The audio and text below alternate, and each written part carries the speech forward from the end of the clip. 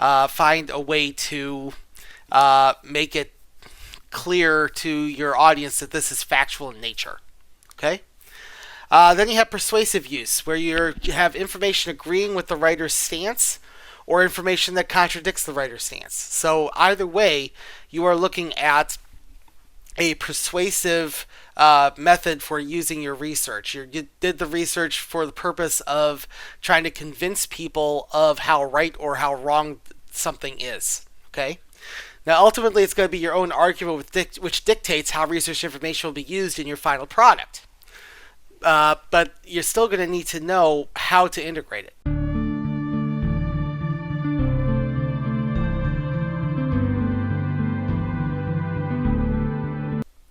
There's three primary ways that you use for integrating your research. Okay, that would be summary, paraphrase, and quotation. So each manner of integrating information from research source has its own time and place in your work. However, regardless of which you use, the source must be cited.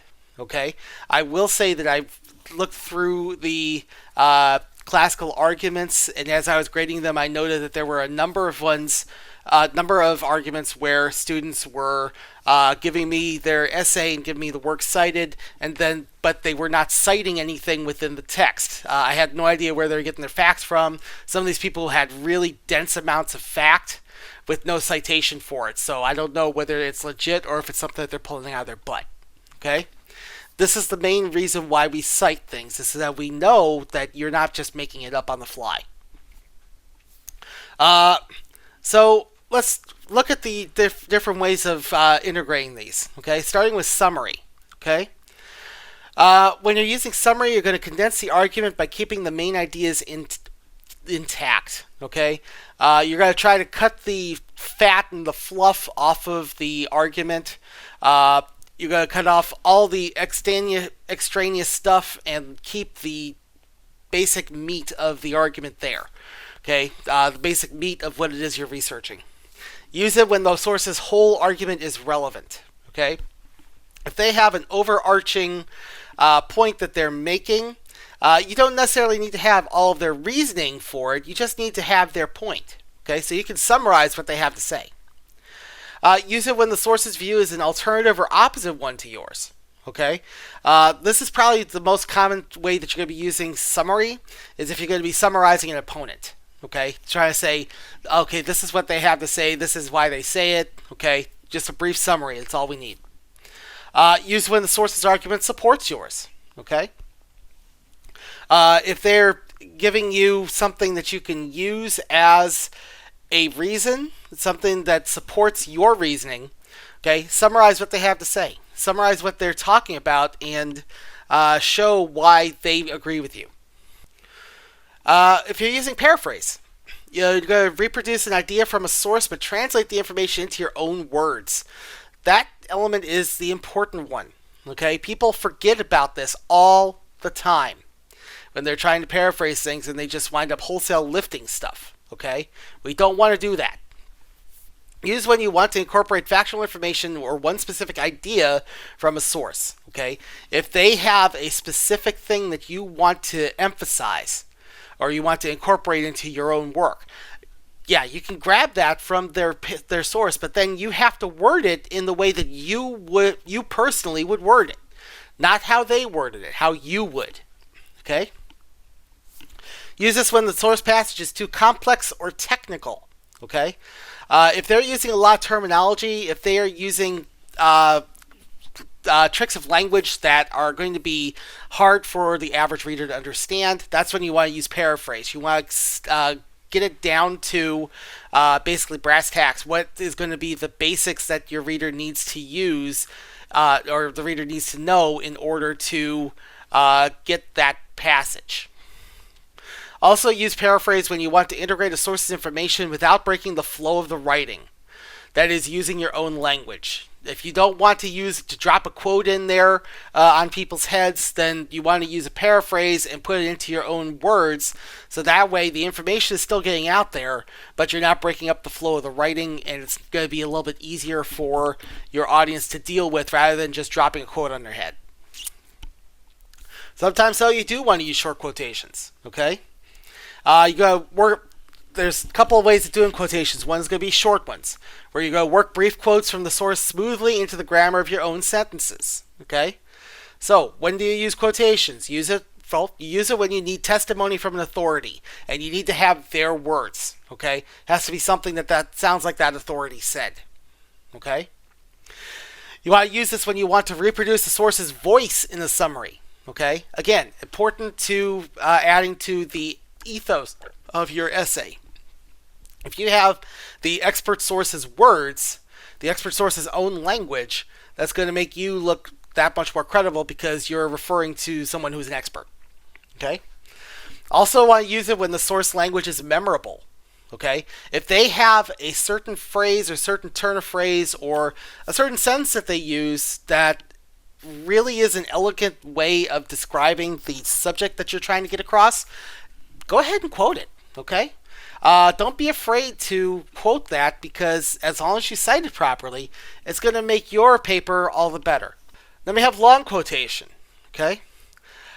When we do long quotation, what you're doing is creating a block quote that's offset from the rest of the text to show that it is a quotation. Okay?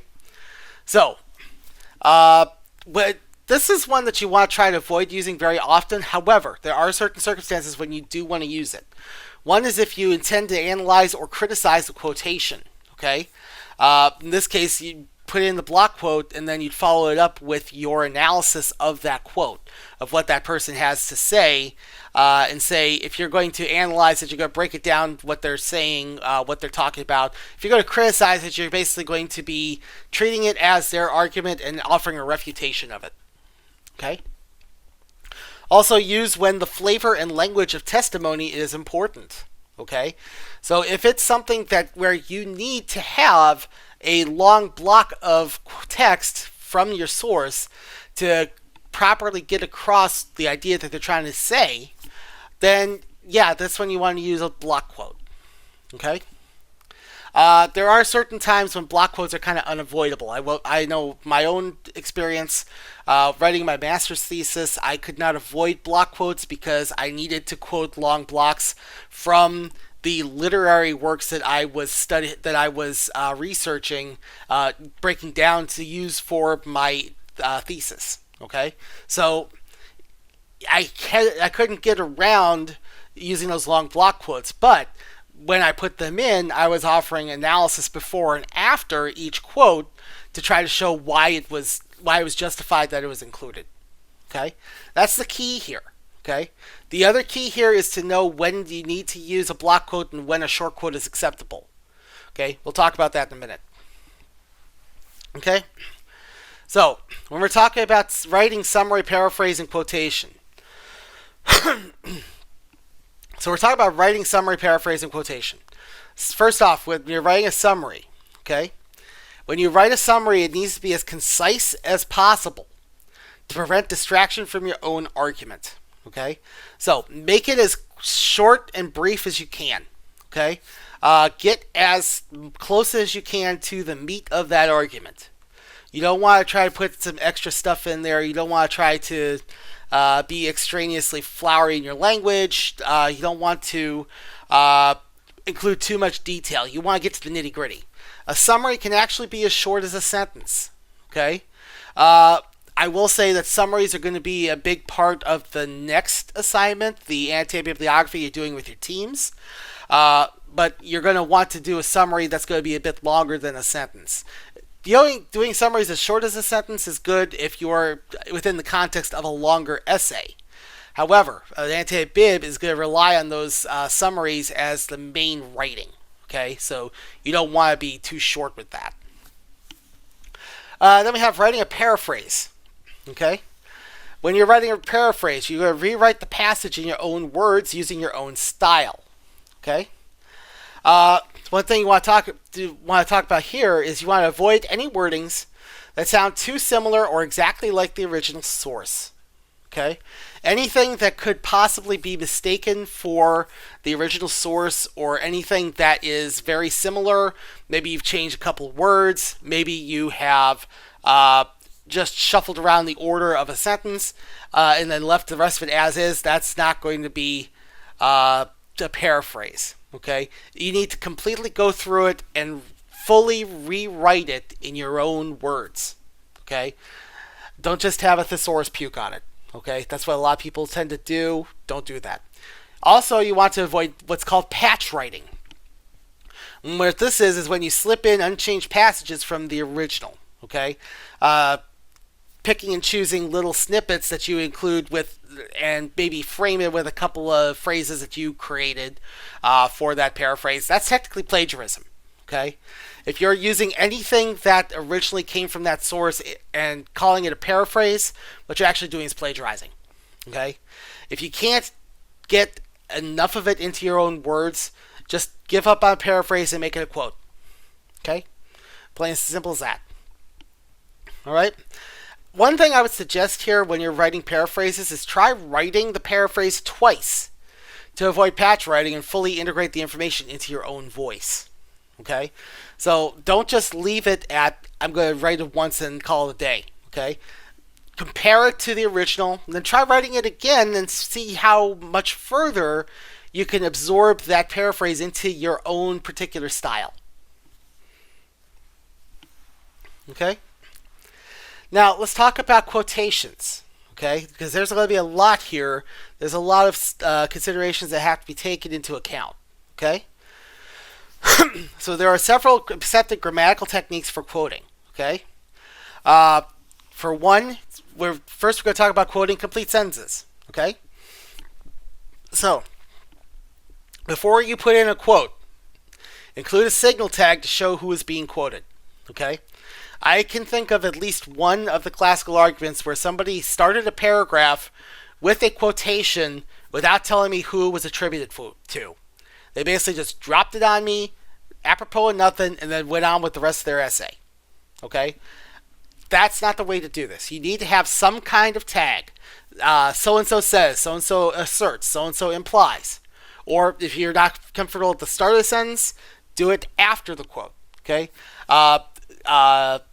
Claims so-and-so, says so-and-so, asserts so-and-so, okay?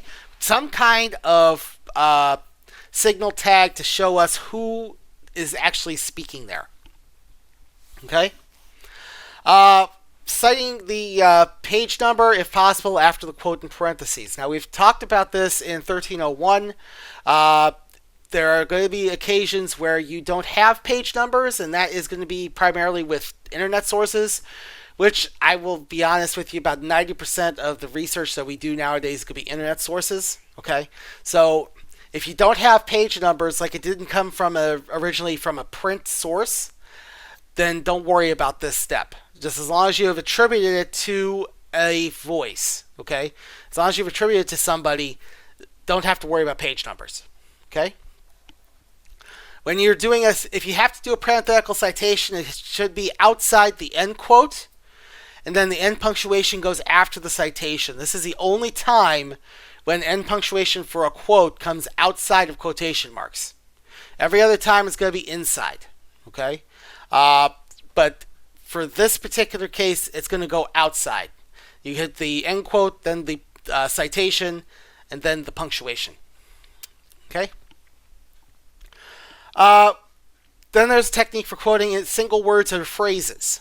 Insert the words or phrases into the sentence using proper grammatical rules. Okay? One thing I should note here, do not separate the quote with commas. Okay? Only separate the quote with commas if you are quoting a full sentence. Okay? Otherwise, all you're doing is putting an extra comma.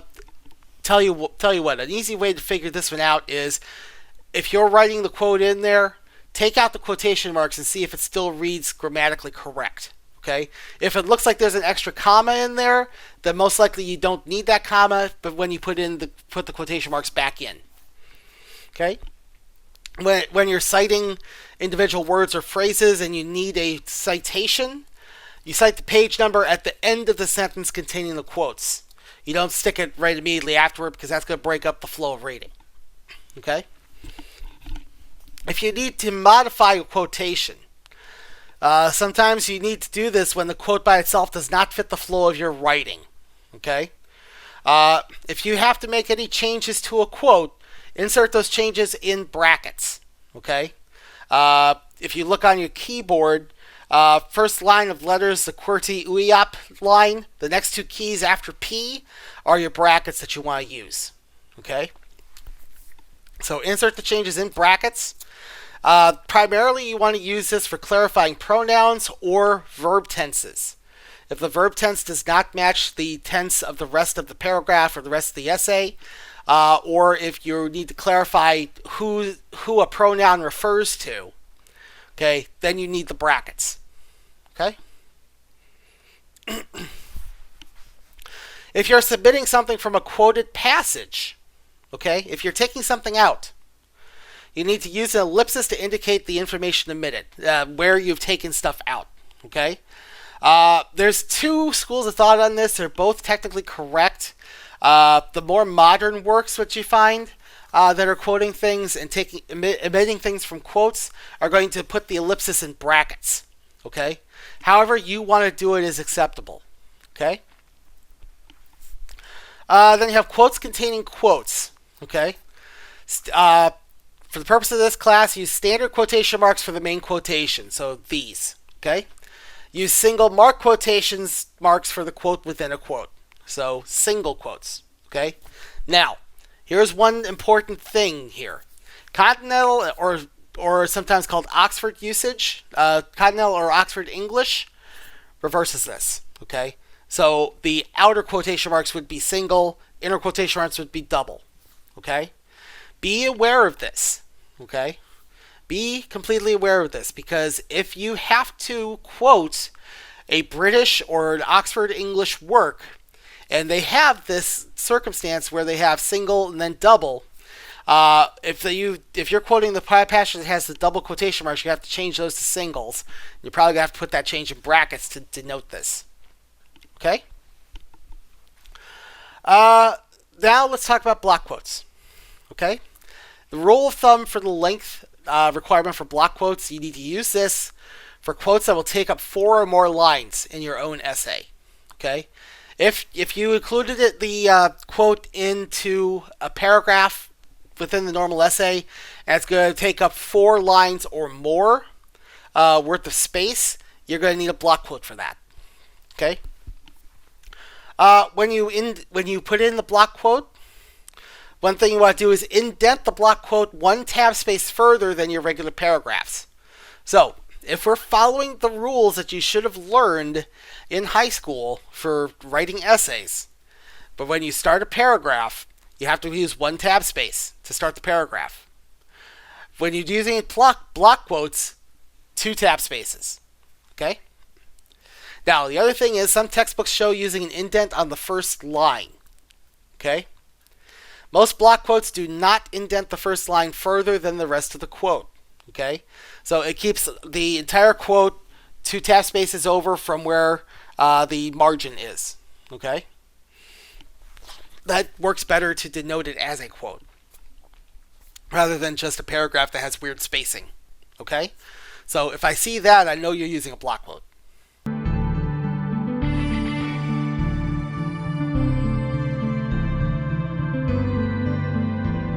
Now let's talk about attributing sources. Okay? We were talking briefly about this at the when we started talking about quotation marks, or when we started about writing quotes. Okay? Attributive tags show sources of research information, so you need to use them for this. It's easier to do this with quotations than with other forms of research integration. Okay? You may want to try to paraphrase something, and you can use an attributive tag to try to cite that source. Okay? I would recommend that. It's a little easier to deal with reader-wise and writing-wise than using those parenthetical citations.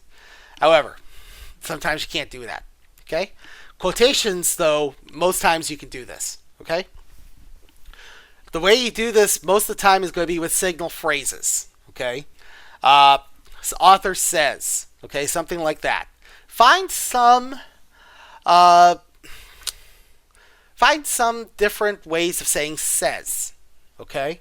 And try to vary it up as you go along, because that'll keep a reader's interest. I'll just add a little pro tip here. Okay? Another thing to keep in mind is that sometimes an author is just going to be quoting somebody else. Okay? If that's the case, then you want to attribute the quote to whoever originally said it, and then put the author's name into a parenthetical citation. Okay, MLA typically says the citation will say quoted in, and then give the author's name. Okay, that's an MLA standard there. Okay, so if you have an author who quotes somebody else and you want to use the quote that the author used, the signal phrase is going to be for the original speaker, whoever the quote is attributed to. The author is going to get credited at the end of the quotation in a parenthetical citation.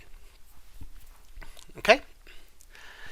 Use attributive tags to show where source material begins and ends. Okay? Signal as often as necessary. Sometimes you might have to do this as often as the start of each sentence that integrates researched information, especially if you're using 2 or more sources in a single paragraph, and you're producing information for each of those. Get a signal tag for each one. Okay? Use attributive tags to frame the source material in a rhetorical sense. Okay? So it shows evaluation of the source to enhance the reader's critical reading. Okay? So your word choice in those attributive tags, in those signal phrases, can help the reader to understand what your take on it is and whether you feel you agree with that author or not. Okay? Rather than saying says all the time. Maybe if it's something that you agree with, you can say that an author emphasizes something, or an author states something. Okay? If it's something that you disagree with, maybe you use some stronger language to denote that. Maybe declares. Okay? Maybe asserts. Okay? Use some variance in the language to try to give an evaluation of how you consider that particular source.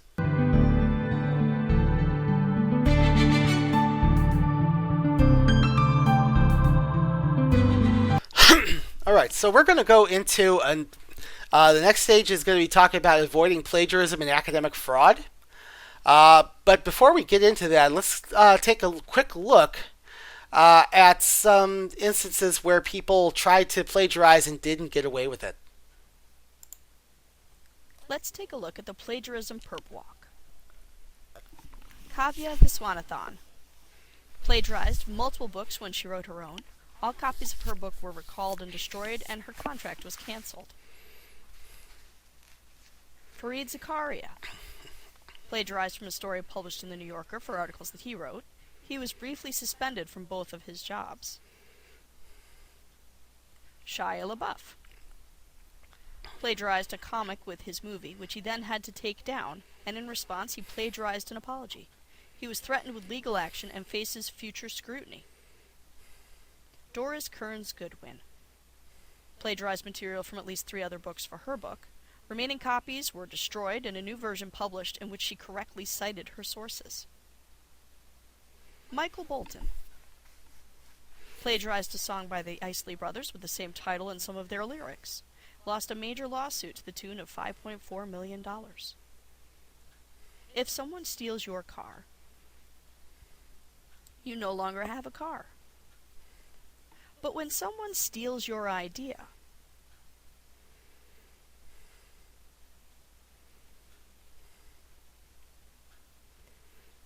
you still have your idea, but now someone else is taking credit for it. Books, articles, and web pages are the result of someone else's hard work. You wouldn't like your ideas or words plagiarized, so don't do it to someone else. Learning how to find and use resources ethically are essential skills that you will use your whole life. Plagiarism is not a victimless crime. Don't be a thief. Cite your sources. Alright, so that cheerful little movie gets us into avoiding plagiarism and academic fraud. Okay, we're actually going to talk briefly about one of the situations that video brought up. Okay. Now, plagiarism is a pertinent problem not only in academia but in the professional world as well. So it's up to you to be vigilant and prevent yourself from falling into the traps. Okay. So let's talk about that first example that the video showed. We're going to talk. All right, so let's talk about that first example that the video showed. Okay, so Kavya Viswanathan, or I call her Viswanathan, but it's Viswanathan, I guess. Okay, was an author who in 2006 put out this novel. Okay, this book is titled "How Opal Maida Got Kissed, Got Wild, and Got a Life." At the time, Viswanathan was 17. Okay, she was a senior in high school. The idea of this book is that it's a young adult novel about an Indian girl trying to get into Harvard, who is told that she can't get in unless she has some life experience outside of school. Well, the problem being is that she's spent all of her time focused on school and does not have any external life experience. So she sets up this checklist of what she has to do to get into Harvard. Okay? Supposedly, it was supposed to be based on Viswanathan's own life. The character was basically herself. Okay? Opal Maida was Viswanathan. Alright? It met with a lot of acclaim from critics who were amazed at the voice of this very young author, amazed at how mature it sounded, amazed at how appealing the book was. Okay, it got to the bestseller list. Eventually, she actually got a movie deal out of it. This book got her a 3-book contract. Okay, with Little Brown and Company. Okay.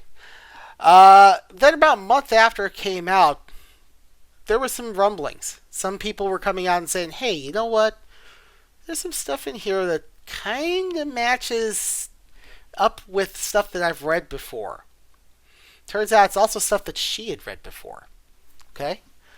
So, to give you the list here, so one of the authors that she plagiarized for this novel is Megan McCafferty, who has a series of novels starring a character named Jessica Darling. Okay, found that Viswanathan had plagiarized the first 2 books of the series, called Sloppy Firsts and Second Helpings. Okay, and I know I've mentioned that before that Wikipedia is not really reliable. But for examples like this, I find that actually it's really, really reliable in terms of pop culture. I would not use it for anything like a serious topic, but pop culture, hey, it's great. What this actually has is a comparison list of the passages from the original books and then the ones that Viswanathan wrote that claimed that she made her own. Okay? So you can kind of see what she did here. These are basically bad patch rights. Okay. Take a look at the first one. It's from page 7 of Sloppy Firsts. Okay. What's McCafferty's writing? Bridget is my age and lives across the street. For the first 12 years of my life, these qualifications were all I needed in a best friend. But that was before Bridget's braces came off and her boyfriend Burke got on. Before Hope and I met in our 7th grade honors classes. Okay. Here's Viswanathan on page 14 of Opal Maida. Priscilla was my age and lived 2 blocks away. For the first 15 years of my life, those were the only qualifications I needed in a best friend. We had bonded over a mutual fascination with the abacus and a play group for gifted kids. But that was before freshman year when Priscilla's glasses came off and the first of a long string of boyfriends got on. Okay, you can kind of see where the problem is. We were just talking about paraphrasing and patch writing. Okay? Alright. Some of these are kind of more obvious here. Page 67, the second helpings, has this phrase, this passage. But in a truly sadomasochistic dieting gesture, they chose to buy their Diet Cokes at Cinnabon. Page 46 of Opal Maida. In a truly masochistic gesture, they decided to buy Diet Cokes from Mrs. Fields. Yeah, that's not too much difference there. So there are a lot of comparisons between McCaffrey and between McCafferty's books and Opal Maida. Okay? And Viswanathan addressed this and said, oh, you know what? I loved those books when I was younger. I think I may have just internalized them and accidentally put them out on my pages. Then more came out. Okay? 2 passages were found to have been plagiarized from Salman Rushdie from a book titled Haroun and the Sea of Stories. Okay? Page 35. Warning reads, if from speed you get your thrill, take precaution, make your will. Page 118 of Opal Maida reads, poster reads, if from drink you get your thrill, take precaution, write your will. Rushdie's work on page 31, warning reads, all the dangerous overtakers end up safe at undertakers. Opal Maida on page 119 has a poster that reads, all the dangerous drug abusers end up safe as total losers. Okay? Next author, Sophie Kinsella. Okay, they found that she had plagiarized passages from a book titled Can You Keep a Secret? Okay? Here's a big comparison here. Page 350 of Can You Keep a Secret? And we'll tell everyone you got your Donna Karan coat from a discount warehouse shop. Jemima gasps. I didn't, she says, color suffusing her cheeks. You did. I saw the carrier bag, I chime in, and we'll make it public that your pearls are cultured, not real. Jemima claps a hand over her mouth. Okay, says Jemima, practically in tears. Okay, I promise I'll forget all of it. I promise. Just please don't mention the discount warehouse shop. Please. Here's Opal Maida. And I'll tell everyone that in 8th grade you used to wear a My Little Pony sweatshirt to school every day, I continued. Priscilla gasped. I didn't, she said, her face purpling again. You did. I even have pictures, I said, and I'll make it public that you named your dog Pythagoras. Priscilla opened her mouth and gave a few soundless gulps. Okay, fine, she says in complete consternation. Fine, I promise I'll do whatever you want. I'll talk to the club manager. Just please don't mention the sweatshirt. Please. Not too good at hiding that there. Okay? Next author that came forward was Meg Cabot. Okay? This is probably one of the more, other than Rushdie, this is probably the most famous author that came out, or at least her work was the most famous because she's the author of The Princess Diaries, and that is the book that Viswanathan was accused of plagiarizing. Okay? If you've seen the movie, Meg Cabot was the writer of the original novel. Okay? So there were 3 passages that they found that were plagiarized from The Princess Diaries. So, for example, page 126 of The Princess Diaries. It is sort of hard when all these beautiful, fashionable people are telling you how good you'd look in this and how much they would bring out your cheekbones. And I keep telling myself she's only doing this because she loves you. Here's Opal Maida, page 58. In my defense, it was hard to be uptight and prickly while surrounded by beautiful, fashionable people all telling me how good I'd look in that shade and what this color would do to enhance my cheekbones. Next author to come out was Tunisia DeSai Hidier. Okay, so here's the kind of the final dagger. Okay, in this story, one of her interviews, Viswanathan had said that she'd never read a novel with an Indian American protagonist. Okay, however, the Harvard Independent found the 3 passages in Opal Maida lined up to a novel titled Born Confused, another young adult law novel about an Indian American teenager in New Jersey. Okay? Here's what they say. They say an uncanny resemblance in imagery, sentence structure, and paragraph organization between the 2 books. Okay? So here's the excerpts that they claim were plagiarized from Born Confused. They're pretty long. Let me pick one of them here. Here's page 13 of Born Confused. India. I had few memories of the place, but the ones I held were dream clear. Bathing in a bucket as a little girl. The unnerving richness of buffalo milk drunk from a pewter cup. My Dadaji pointing tea into a saucer so it would cool faster, sipping from the edge of the thin dish, never spilling a drop. A whole host of kitchen gods looking so at home in the dishwashed, unmicrowaved room. Mira Masi crouching on the floor to sift the stones from rice. Cows huddled in the middle of the vegetable market, sparrows nesting on their backs. Hibiscus so brilliant they looked like they'd caught fire. Children with red hair living in tires. A perpetual squint against the sun and dust. The most delicious orange soda I've ever drunk. The cap split hiss and then the bubbling jet stream down a parched throat.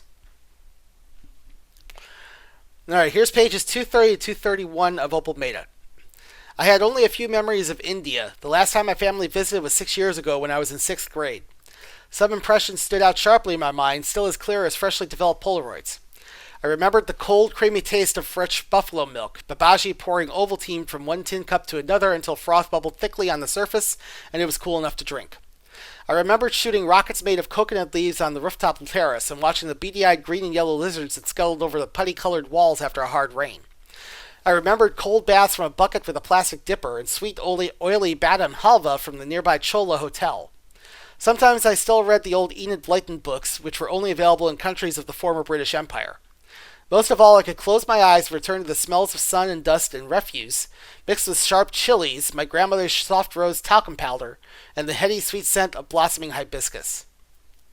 Okay, she basically lifted all of the imagery from the original passage and reordered it and tossed it onto the page in her own book. All right, so eventually what happens, she loses all of her contracts. She loses her book contract. She loses her movie deal. There was a petition to have, she'd already been admitted to Harvard. There was a petition that went around to rescind that acceptance. Okay, it failed. She did eventually attend Harvard.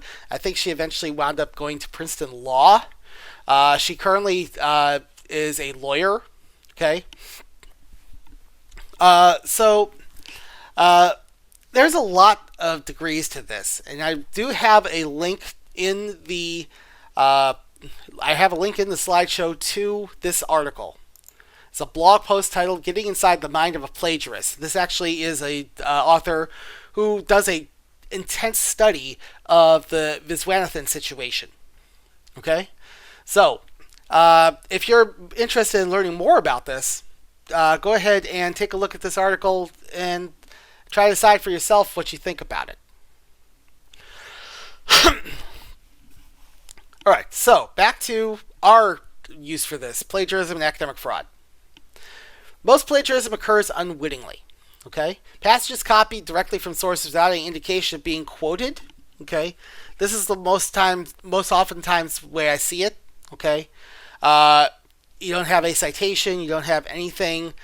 Maybe you didn't put the quotations marks in. Okay, patch writing. Again, that's bad paraphrasing, where you're lifting whole phrases from the original and sticking them into your own, claiming they're your own words. Okay.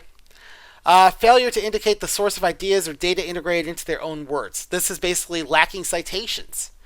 A lot of people had this issue. I don't count this as plagiarism. I count this basically as you don't know how to cite it, so you left it out. Okay? So don't panic about this too much, but keep in mind that other instructors may consider this plagiarism because technically kind of is. Okay? So you need to make sure that you are citing as much as you can. Now, less common is going to be conscious plagiarism, which falls into the category of academic fraud. Okay, this is a serious subject for a lot of colleges. There's a number of them out there that make you sign an academic honesty contract when you're accepted to them. Okay, most times I've seen this at private Christian colleges. However, I do know of one public college that does an honor contract, and that is University of Michigan. I'm sure there's others out there that do the same thing. However, what they basically say is you will not commit academic fraud at all as long as you are attending that college. If you are caught doing it, you are instantly expelled. It's one strike and you're out. Okay? You have to be very cautious on how you handle your sources when you're writing stuff, especially at these particular colleges. Okay? Definitely don't want to do any of these. Okay? So conscious plagiarism includes things like turning in a paper mill essay. There are still out there certain places called paper mills where basically you give them a topic or you give them the subject of your class and an assignment, and they will churn a paper out for you. Okay? They'll find one from files. Okay? Copying another student's essay. Okay? This is also considered plagiarism. Okay? Just because it's not publicly published doesn't mean that you're still not copying. Okay? Copying of chunks of text from sources without attribution. Okay?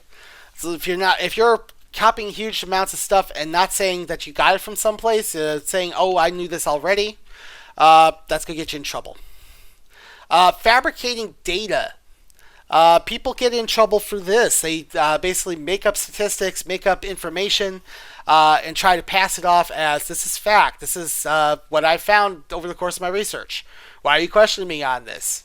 I'm not on trial here, so on and so forth. Okay?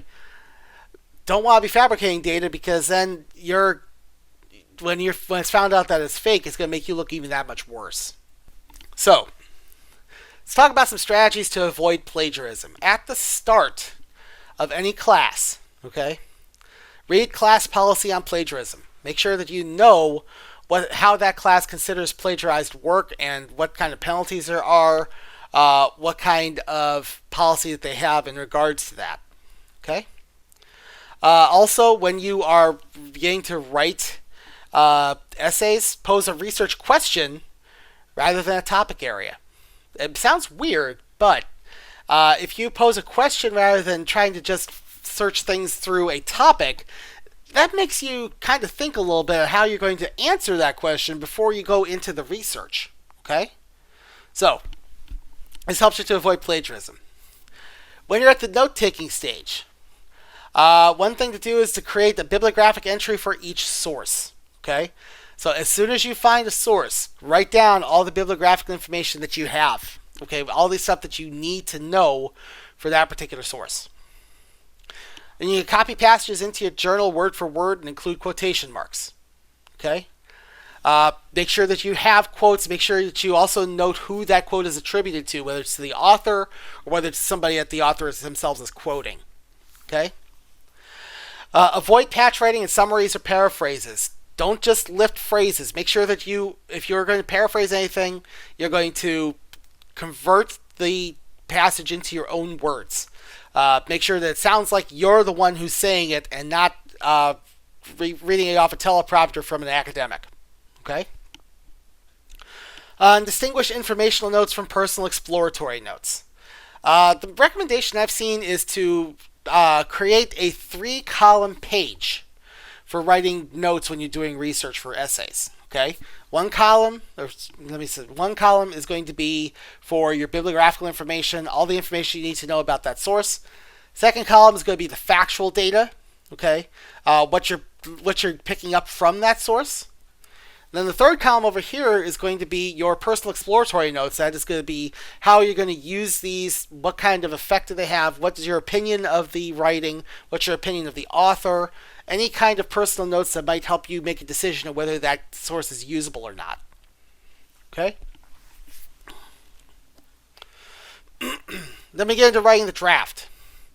When you are writing the draft, first off, write entirely in your own words with the sole exception of quotations. Okay? That should go without saying. Okay? You want it to sound like you're the one who wrote it, not that you're just putting stuff into your mouth from somebody else. There's actually a fun thing that's been passed around a bit in English teacher circles. It's a gag meme about how to tell when somebody's plagiarized a paper, where basically starts introduction. Yo, prof, here's my paper.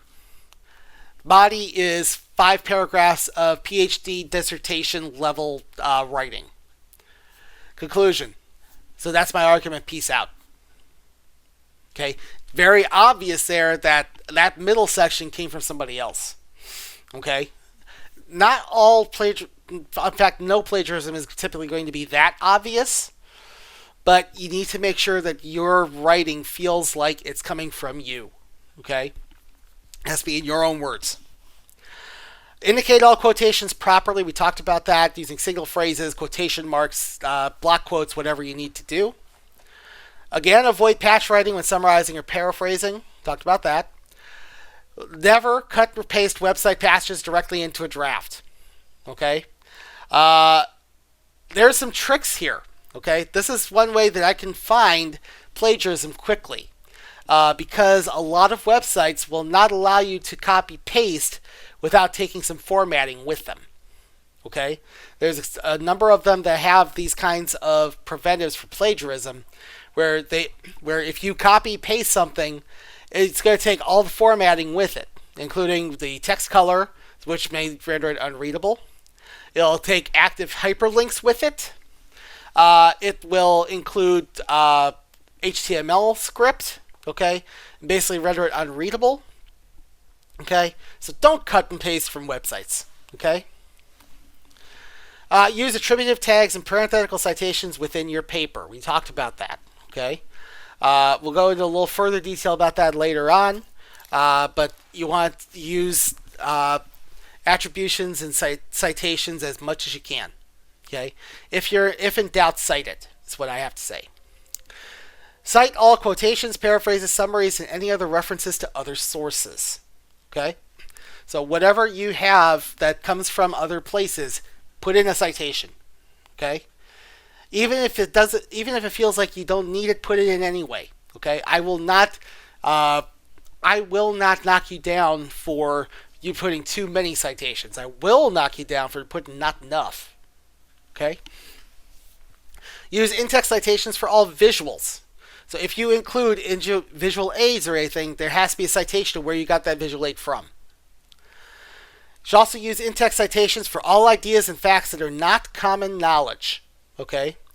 And this includes, common knowledge includes things that most everybody in your audience is going to know or will be familiar with. Some examples of this are certain government documents such as Declaration of Independence and the Constitution. Those typically don't need to be cited. You may find that you need to cite the Bible. That does need to be cited because you need to know where in the Bible that quote's coming from. Okay.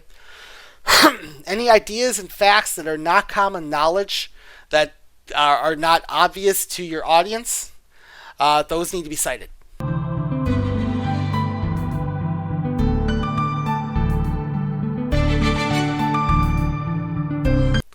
That gets us into the actual question of what needs citation. Okay? Writers question all the time when citations are necessary in context with their work. Okay? So, keep in mind that as a general rule of thumb, any information that is not common knowledge should be cited. That includes any quotations. Okay? If you quote somebody or you pull a quote from a source, you need to cite that. Okay? Any paraphrased passage needs to be cited so we know what source you're paraphrasing. Any summarized passage or otherwise referred to passage. Okay? Any time you have a summary, you need to cite what you're summarizing. Any image, diagram, chart, or table if you did not generate it yourself. Okay? Unless you're the one creating that particular visual, you need to cite where you get it from.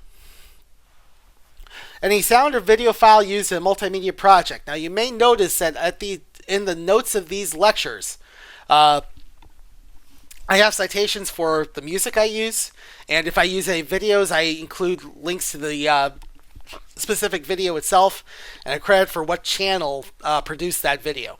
Okay, I need to cite that because I used it, and it's not mine. Okay.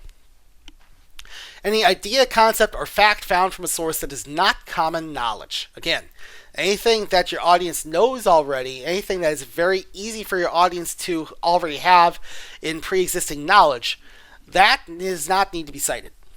Okay? Anything that is new to the audience, that needs to be cited.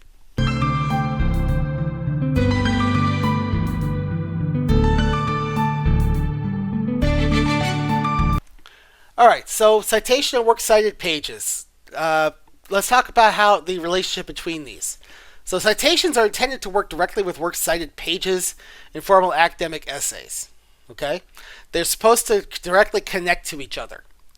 Citations give the reader a quick reference to the source, which can be used as a roadmap of source to the works cited page. Think of the citations in an essay as an information GPS. Okay?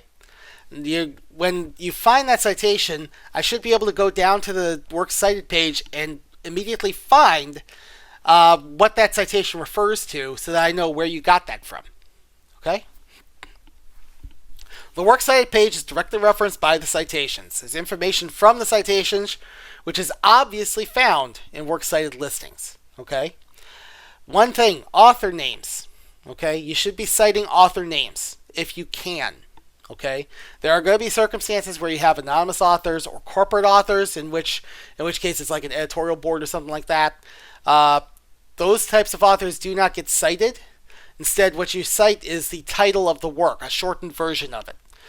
You don't have to put the whole thing in, especially if it's long, because that's just going to break up the flow of the reading. You want to have a shortened version of that title. And then if it's a print source, you need to have page numbers where the information appears in your source. Okay? So simple as that for citations. Now, when you're citing work in MLA style, you should be using a reference guide for this. Textbook packet, if you bought the textbook packet, it should include the most recent MLA style standards, which I believe is 2019. Okay? Another good reference, which is really up to date, is going to be the Purdue OWL site. Some of you on the classical argument, I did tell you refer to Purdue OWL for your works cited, for proper MLA formatting. There were a number of you that actually submitted a works cited that was either in APA format, which we're not using, or in an entirely different format that was basically looks like it was thrown together at the last minute. Some of you just gave me a giant link of hyperlinks. Okay? So the website is owl.english.purdue.edu. So let's take a look. All right, so here is a Purdue OWL. You have to follow a couple of links to get to this point, but this is the online writing lab at Purdue University. And in the suggested sources here, suggested resources, you have an MLA style guide. Okay? That will get you to the MLA style guide for this. You click on this, and it gives you the full listing of contents for the style guide. And here's where you find the works cited. Now, in a later lecture, we're going to get into this more in detail. Or actually, you know what? I'm going to get into the detail on this in this week's Collaborate conference. But these are your works, the way you do a works cited page. It covers every possibility for the types of works that you may have to include. Okay? It's really thorough. It's a really good source. Make sure that you are using this. Please. Please. Most times in my class, people are losing points because they are not using the proper formatting. Okay? There are also some smaller elements that you need to keep in mind. One thing is, and this is something also noticed on the classical argument, again, when you're citing works, you need to cite the authors. There were a number of people who, instead of citing the authors, cited the publications or the websites that those publications appeared on. That is not who you attribute stuff to. The authors have to be attributed. Unless it's a corporate author like an editorial board, then you attribute the publisher in the work cited, but in the citation, you put in the title. Okay? So MLA formatting rules include not only works cited pages and citations, but this also includes things like general layout standards for essays. Things such as spacing, pagination, author identification, so on and so forth. So it is a thoroughly useful site for a collegiate writer. Okay? So I will let you guys look at that on your own here. I will go through it on the Collaborate session this week. I do want you to make sure that you guys are familiar with what's there.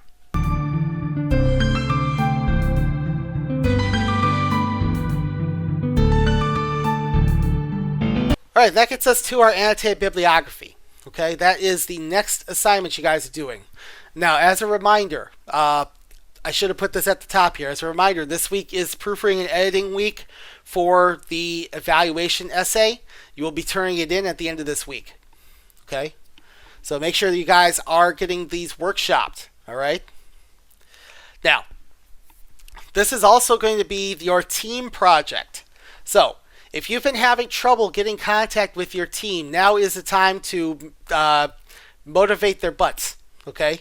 Get them off their butts and get them communicating with you guys, because everybody needs to be in contact for this. All right? This is important. Now, here's what the annotated bibliography involves. As a team, you will be coordinating with each other to construct an annotated bibliography of the types usually called for in postgraduate work. Okay? Annotated bibliographies are useful for writers as they provide a brief summary of the research source and its use within the paper in question. Okay? So you're going to be giving the bibliographical information for sources and then evaluating them, saying what's in those sources and then evaluating how useful they will be in answering a research question. The annotations, as I mentioned under each listing, also give an evaluation based on the author's needs as to how reliable or useful a resource is. So, here's what's going to happen. As a team, you guys are going to create a resource list. Okay? You guys are going to search out resources once you have agreed on a research topic in general. Okay? However, here's the tricky part. Each one of you is going to come up with your own particular research question within that topic. Okay? And then when everybody collects the sources, you're all going to look through those sources and you need to evaluate how useful those sources will be based on the research question that you have come up with for yourself. Okay? Each individual member of the group is responsible for writing their own copy of the annotated bibliography. You are not coming together to write a single annotated bib. You are each writing your own. You are each using your own research question. You are each going to give your own evaluations as to how useful those cited works are. Okay? Here's the other thing I need you to keep in mind. When you're coming up with your research question, and this is important, I want you to come up with a question. Once you have the topic from your team, I want you to come up with a question that will lend itself to writing a proposal argument. Okay? Because we're getting to the end of the semester, this annotated bibliography is going to be used as your research sources for the last essay of the semester. Okay?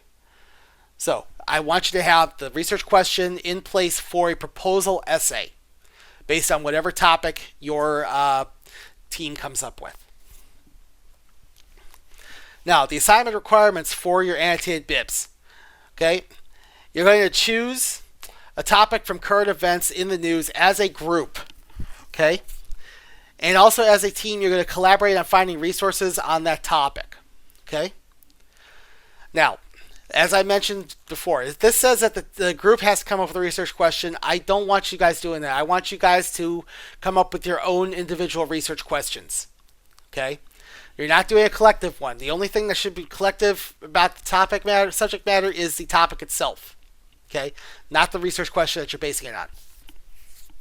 Okay? Collaboration is required for this assignment to work. Utilize the discussion board to coordinate during the week with the rest of your team. If you have contact with your teammates outside of eCampus, collaborate there as well. Through social media, email, texting, whatever you have. Okay?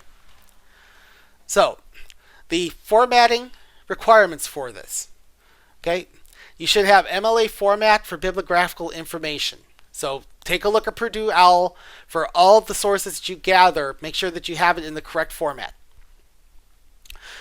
Sources should be in alphabetical order based on the beginning of each listing. Follow MLA protocol for multiple sources from the same author.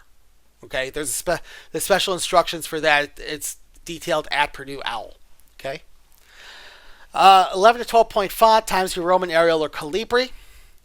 Should be double spaced. Should use hanging indents for the bibliographical listings.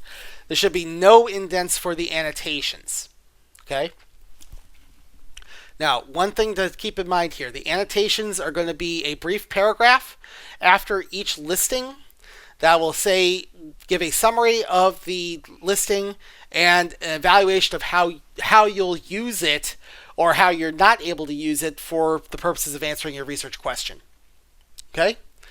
For the purposes of this assignment, as far as how many sources you need to find, each member of the team is responsible for finding at least 2 research sources.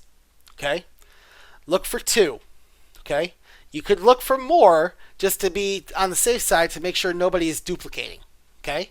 You'll have your own research question that you're working with for finding the sources, but then when you bring them together, you're going to have to see how well everybody's sources are going to work under your own question above and beyond your 2. Okay? So, this assignment is going to be due April 16th. It will also act as the research basis for your proposal argument essay. So as you're gathering your research sources, focus your attention toward making a proposal for change. That's the big thing here. Okay? And of course, we will have we'll do some more stuff in the Collaborate sessions. I am also always available for questions if you need any clarifications. The big thing here for this week is going to be to make sure that you are in contact with your teams. Okay? Both for workshopping the evaluations and for getting started with this. All right, so that's going to do it for this week. Well, for this week, what you need to be doing. You need to be doing the proofreading and editing on the evaluation. Your team needs to be coming up with a topic for your annotated bibliography. And again, within that topic, you need to each be coming up with your own research questions that lend themselves to proposals. Okay? In addition to that, if you're still doing material on MindTap, that needs to be done. If you are trying to catch up on the discussion boards, that needs to be done. Okay. Again, this week there's also no lecture exercises since we're just coming off a spring break. I figured I'd give it to you, let you kind of ease into it. Okay. So you don't have any lecture exercises this week. Next week's going to be a different story. Okay. So all that said, this week, get those evaluations workshopped and turned in. Get started looking at the topics for your annotated bibs and looking for your research sources. That being said, I'll see you guys in Collaborate session. I'll see you guys next week. Thank you for watching.